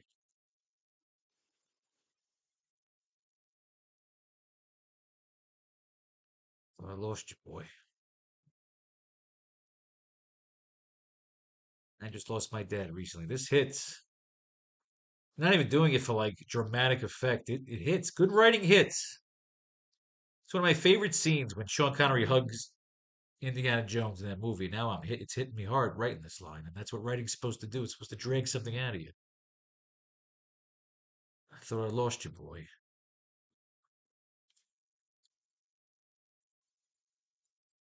To see you, old friend. It's good to see you, old friend.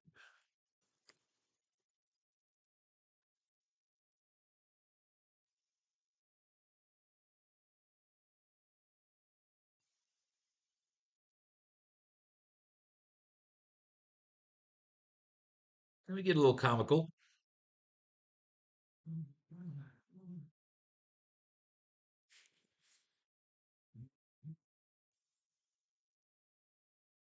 Do you want a quick? Do we need a quick? You look like shit. What have I missed? So what have I missed?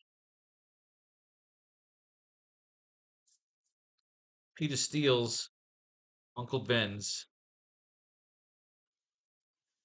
mug of tea. Peter playfully steals Uncle Ben's mug of tea. What happened just now?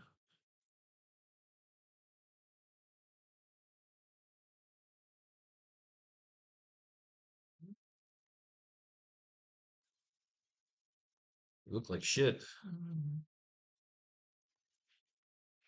So what have I missed? What she said? What was he gonna say? So who did you piss off? You look like shit. So he says you look like shit. So what have I missed? Or he could say, so who'd you piss off? So what's better here? I keep going back that I thought I lost you, boy. That fucking dude, that made me choke up. I just lost my dad. It's awful. I miss him. We were very close. We had a great time together. Hope he's in a better place if that exists.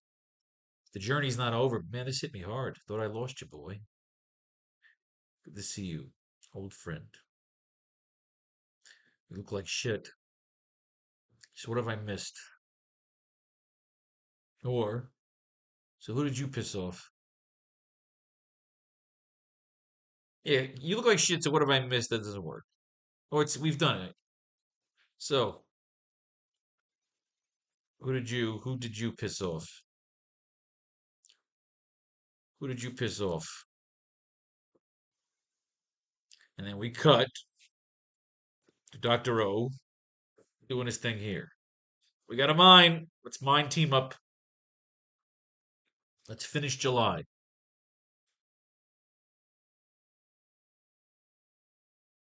Dr. O forces them to open the tank. The spores will attach itself to the lizard and sap his reptilian cells.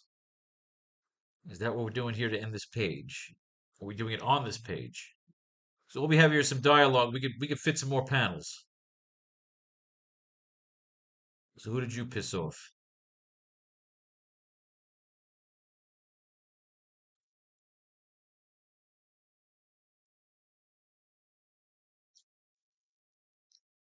We cut back to the mayor's office where we see Dr. O with Dr. O mounted on the lizard in front of the frightened,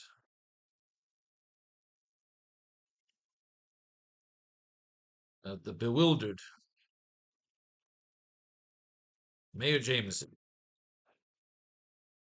and Dr. Madison. What are we doing here? Open the tank. A simple trade. Open the tank. What about my son? I don't care. Open the tank. Your son's fate is in the hands of the gods. I like that. Open the tank. Just open the fucking tank. I'm gonna cut your fucking throat, you stupid whore. Just open the fucking tank. All right. Let's see what we get out of this. We're gonna cap this fucking scene by mining good old fashioned Marvel team up.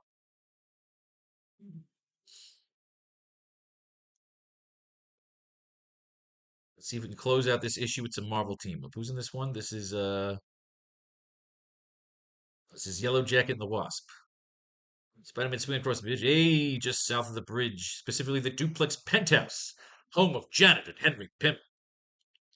I always give him these badass apartments that I can't afford, you cunt. My husband for a star, Janet Van Dyne. Speak of the devil.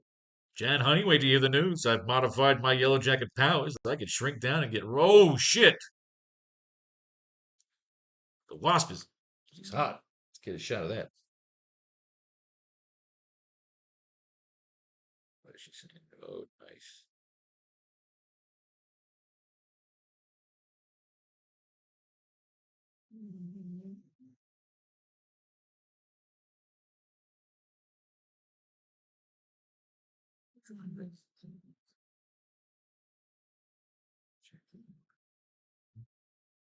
Send paper now. Send link again.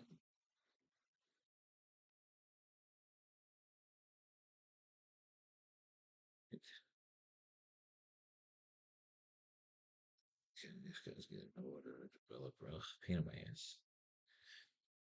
Need that for a future cover. Good shit. All right. Janet Van Dyne wants to get down, but he's like, oh, come on. I don't want to have sex with you. No, not now, Jeannie. Oh, no, he's getting down. He ain't fucking around. Hank Pym. Some sort of fire beam shooting a crowd across the river. Let's get over there from our penthouse duplex. No time for sex now. All right, Yellow Jacket comes in, pulls Peter to his fucking thing here. What's going on? What are they fighting about? He's falling, burning, freezing, the same time Torch and Iceman cackling as he drops. Gwen's there too, casually tossing him a web line. What is Peter hallucinating? Oh, he's hallucinating. Last thing I remember, I was swinging across the East River, then I was on fire. Oh, yeah, she's hot. She wants a piece of the spider. Call me Wasp, pal. What's going down? Iceman and the Torch on a long shot. I checked them out. Fantastic four on a round. He's working with champions now, lives out west. It was a long time ago and it was more Torch and Icy's gig than mine. Match told me about it a couple months later. What's going on here? Favishams. I'm Equinox, the thermodynamic man. Oh, good God, Christ. Fucking fuck this issue. Fuck this issue. You throw the shitty villains in there. Why don't you come work with us? I owe you for helping me save Kirk Connor's son. All right, so see the wizards popping in here. Yellow Jacket Wasp. Second thought.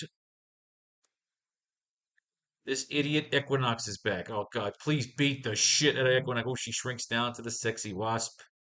She wants to get down. She wants to get down. Down with the clown. Who's this fucking bitch? Who is this scientist? We got another scientist? We like scientists in our stories. Yellow Jacket's fighting Equinox. This is fucking terrible. Ice Slide. Iceman's here too. Everybody's here. Oh, Equinox can be Iceman and he can be the Torch at the same fucking time because he's the Equinox. Fucking asshole. Oh, this is so fucking stupid. Please throw a fucking car door. Throw a car door. Hit him in the fucking head with the car door. These stupid, shitty fucking villains. Oh, this bitch has got a fucking laser gun. You're here, but that's impossible. Get out of here, Mother Marjorie. He swings, grabs her before she gets fucking whacked by a goddamn car. You're a fool, Yellow Jacket. I punch you in the face. I spear tackle off the fucking bridge. Punch you in the fucking face. Punch everybody in the fucking face. I'm Marjorie Sorensen, Spomic. And Terry Equinox, you call him as my son. Ay, ay, ay. Oh, good God. Yellow Jacket's doomed. Please, let everybody die in this issue. This is a stupid fucking story. Equinox is stupid. He's the Human Torch and he's Iceman at the same fucking time. Stupid fucking story. And yet, I want them to skip ahead, and they don't. They should skip ahead. We got nothing there. This is July. Can we go one more issue? Get everybody caught up for August? Why not? Let's get it all evened out. Let's get it all evened out. This way, when we come in for the next chapter, everybody will be in August. Because I didn't get shit out of that issue. I feel like I know what we want to do to end the fucking chapter anyway, but we'll mind one more issue for the fuck of it. Get Glory Grant and this idiot fucking vampire who's being taken over by the Emphanoid.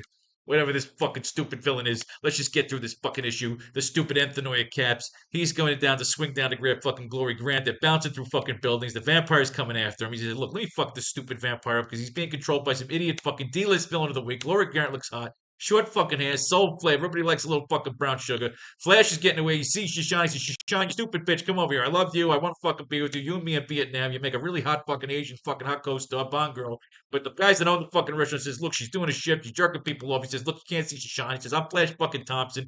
I deserve it. I should be a great fucking athlete. That fucking glow. We're at the game. I'm the Emphanoid. He says, nobody gives a shit about you, Emphanoid. Nobody cares.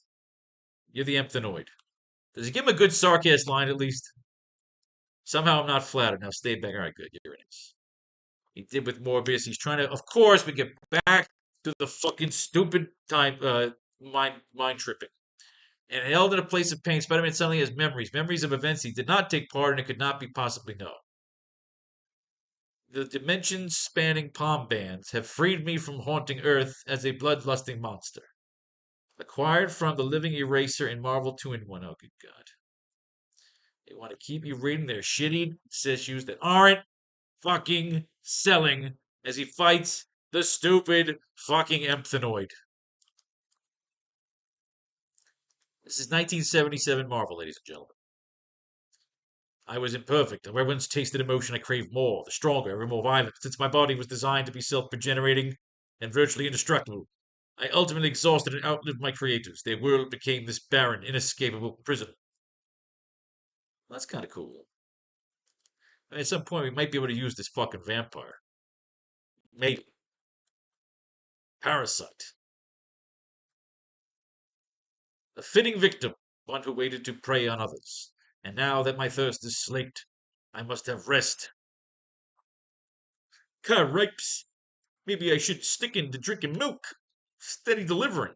There, I think the damage that truck did to my web shooters is finally fixed. All right, so he's fixing his web shooters. He's aiming the web shooters at an Indian fucking guy, cigar store Indian. He's hanging out in bed. He's reading the sports section. He's chilling at home. He's got to swing through the fucking city, but Morbius is also here. He wants to fuck Spider-Man up. He's not happy. Web swinging cold. Fucking here. gas tank, get out to Jersey, take a drive. Morbius is gonna punch him on a fucking truck. They're fighting bunkhouse brawl style on the fucking truck. We're out here in Jersey. Spider-Man likes to get over to Jersey and fight. Morbius is chasing him into a fucking toxic waste factory right outside a Giant Stadium. We get the fucking I hate Giant Stadium. My friend Fredo's trying to get me to move to Jersey. I hate Jersey. Oh shit! It's a special off-season match to raise funds, but the two teams are very close rival. The emotions, what?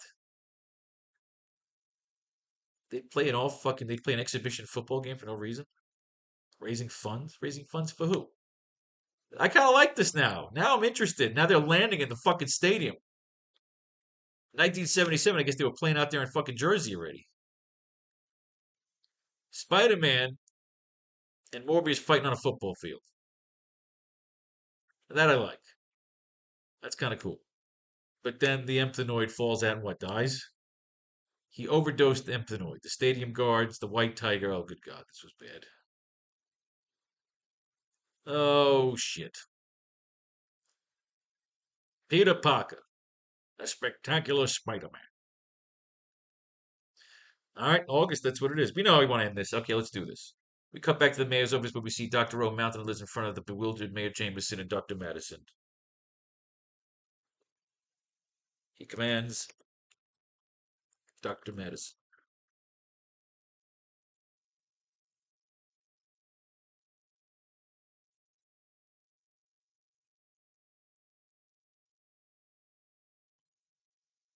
Open the tank.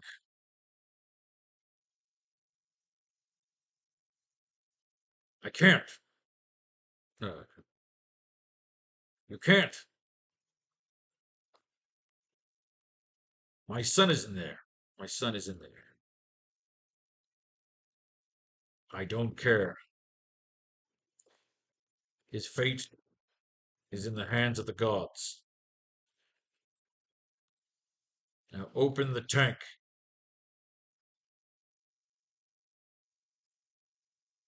His fate is in the hands of the gods. But you don't understand. Whatever is in that tank, whatever is in that tank, okay, panel 6.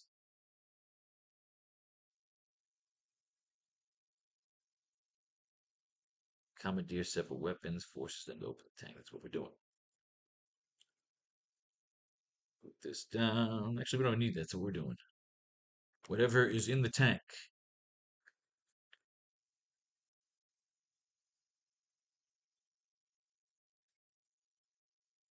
Okay. Looks up, and this Dr. O uses his tentacles, his makeshift tentacles,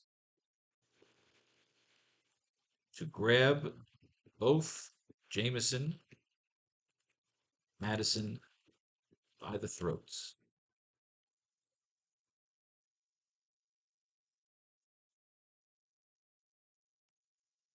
But you don't understand. Whatever is in that tank,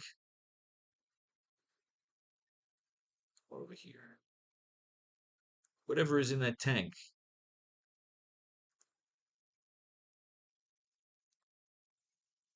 is in my way. Now, here's the bargain. Open the tank. You can open the. Now here's the bargain. Whatever is in that tank is in my way. Is in the way. Is in the way of my progress. Now you can open the tank, or my friend here can open his mouth.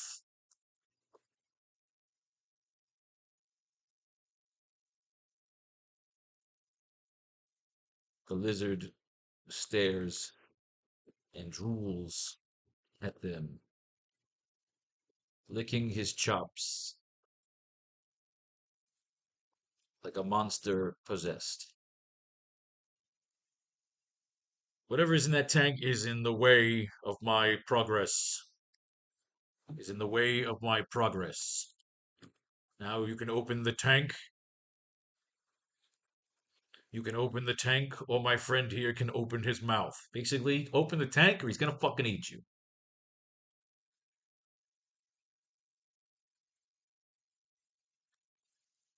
You see Dr. Madison stand up as Dr. O releases his grip.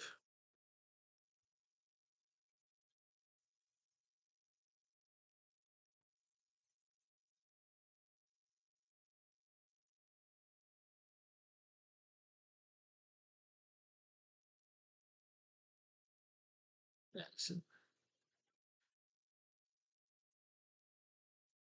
I'm sorry, Mr. Jameson.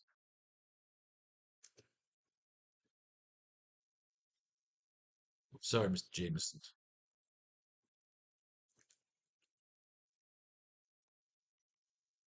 We won't get away with this.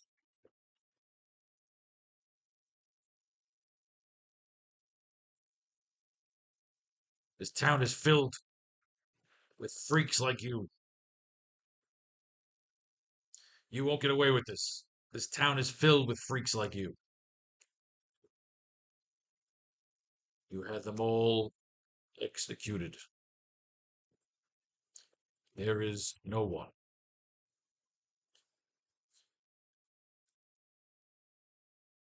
We see Dr. Madison stand up as Dr. O releases his grip. Dr. O stand up and head to the tank as Dr. O releases his grip. I'm sorry, Mr. James. Let's see if we see Dr. Madison. Yeah. Stands up and heads to the tank as Dr. O releases his grip. I'm sorry, Mr. James.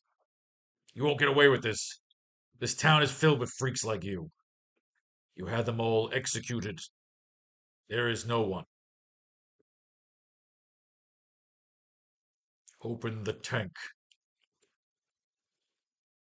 So we ending it there, or we actually show her opening that fucking tank?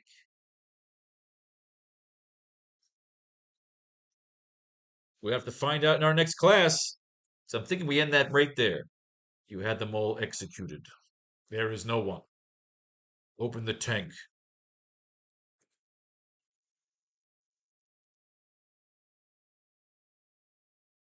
So you can't smash it open.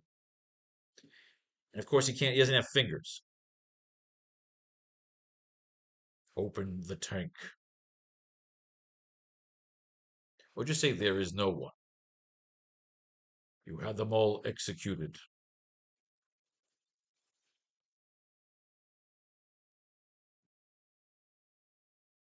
There is no one. Open the fucking tank. You had them all executed. There is no one. So we like it if we should add one more panel of her opening the fucking tank.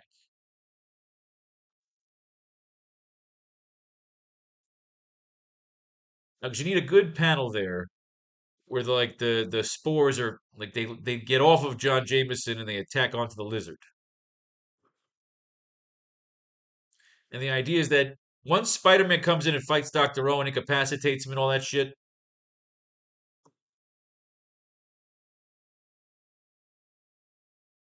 incapacitates him and all that. The point is he can't kill him. Remember, Spider-Man can't kill him, he needs him alive.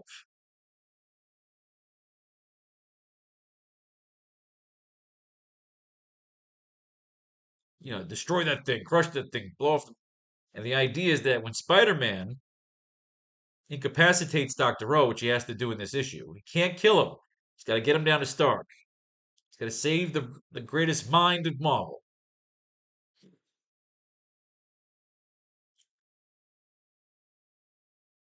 In return, he would get his body back, or he would get put into a body, or he'd be preserved.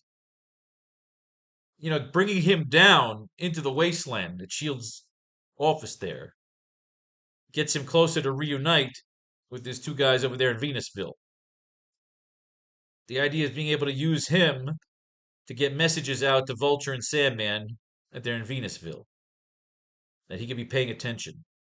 To reunite. We take the thing out of Empire City.